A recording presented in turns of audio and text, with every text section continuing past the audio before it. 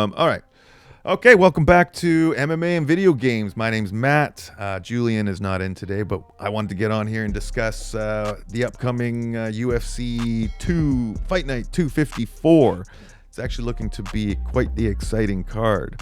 So I wanted to break down the main event and the co-main, and then I wanted to get into a little discussion about Jon Jones as the rumors are flying about Tom Aspinall and the Jones fight.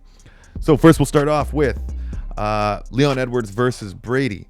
Now, Brady, if I was to pick a winner, I'm feeling like Brady is a solid bet. His wrestling is obviously pretty solid.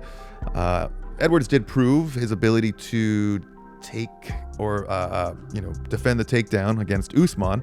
That wasn't the case so much against Bilal. But Brady and Edwards have both lost to Bilal now. So that isn't really the best gauge to decide a winner on that. Brady does tend to blitz forward quite a bit when he strikes. He can run forward with his head on the center line, and we'll see how long that lasts before Edwards picks up on that, if he hasn't already, based on the tape, and could potentially finish the fight that way. I don't really see any other way for Leon to secure this fight. I mean, he does have the ability to take down, and he has a pretty decent body triangle. But we'll see. I don't see it panning out very well for Edwards. He does tend to quit, and I feel like Edwards is at a point in his career where he perhaps is just sort of content. His last performance just seemed like he was okay to let it go and let the belt go and make his big checks at the top and not really necessarily have to fight for the belt anymore. Can you blame a guy? I mean, it's a pretty solid living what these guys can make if they can hover around the top 5. So we'll see what happens there. But if I was to lean towards anyone, I would probably lean towards Sean Brady in this one. Let's move on to the next fight. We got Jan Blachowicz versus Carlos Ulberg. Now, this is the fight I'm really looking forward to because I've been following Carlos Ulberg for quite a few years now, and he definitely seems like he has a mystique about him. He's got that pretty impressive check left hook that seems to be getting the job done over and over again.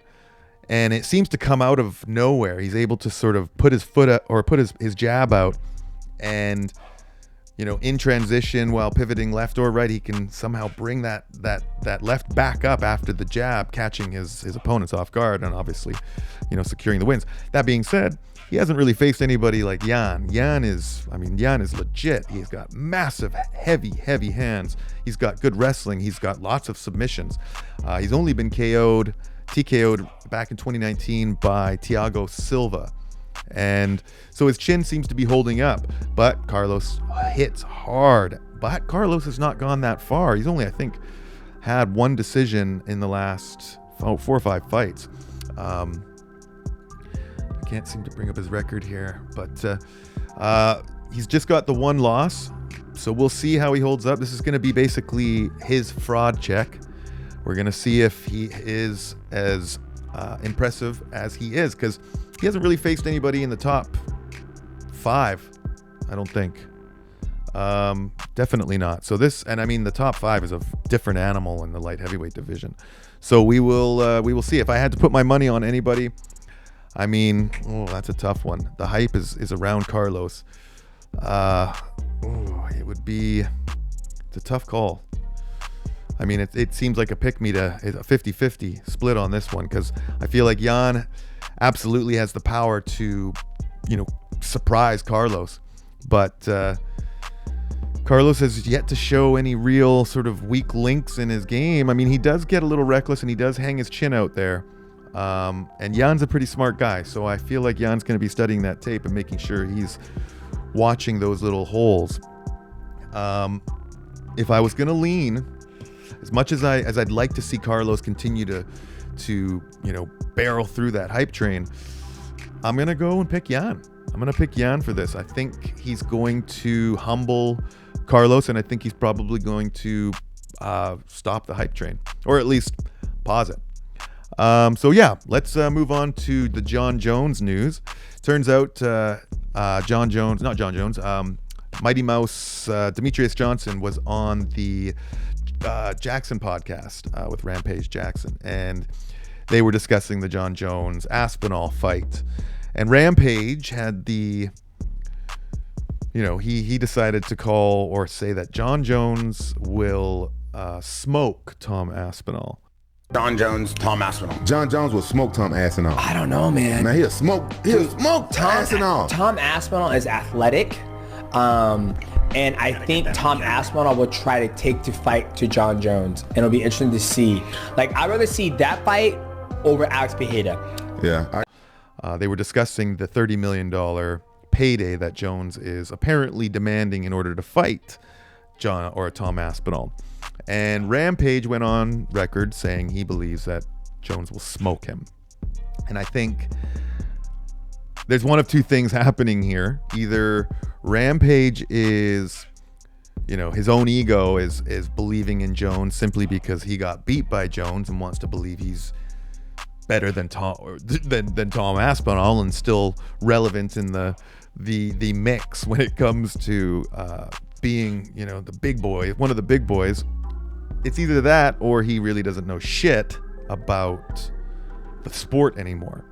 I like to believe, because I like Rampage, that he's probably just hyping Jones up just because he doesn't want to.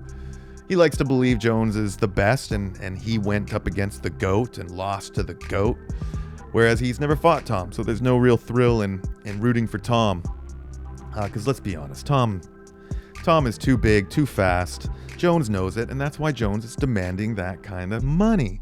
If Jones was confident as he was going into the Stipe fight, he'd fight him. He would take a smaller payday, but Jones knows that undefeated record on his legacy will help him make money after his career is over. Whereas if he takes that O, he knows that that's probably going to affect how people perceive him in the future and how his legacy can generate money in the future.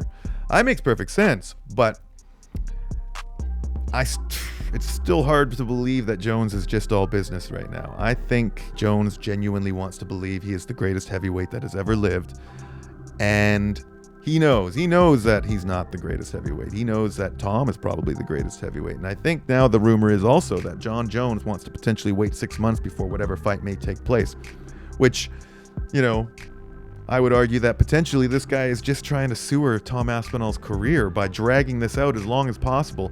Because let's be honest, Jones he is the type of guy who has the spite to potentially just get injured again and screw everybody over even more, because he's a sociopath. The guy is a sociopath. He blocked me on Instagram. I'm still salty about that.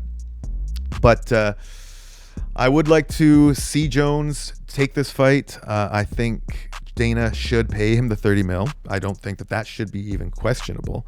Jones has done enough in this sport to deserve a $30 million payday, especially to fight the biggest, fastest heavyweight that has ever lived in the UFC. We can pretend Ngannou, had that same. Well, I'll be honest. I would be more interested to see Ngannou face Tom Aspinall than Jon Jones, simply because I think it would be a better fight. I don't think Jones and Ngannou will ever fight either. But yeah, I don't think we're going to get that fight, but it would be beautiful. It would be beautiful. So that's just my take. I don't think Jones is going to ever fight Tom Aspinall, but let's just hope that I'm wrong. Let's hope that I'm wrong. We will be back on Saturday. Are we going to be back Saturday night? Well, it depends. We might be back Saturday night to follow the post-fight results, or Sunday morning, afternoon. But either way, we will have the results for UFC Fight Night 254 this weekend. So stay tuned. Please hit like and subscribe. And we'll be back with more MMA and video games in the future. Thank you very much.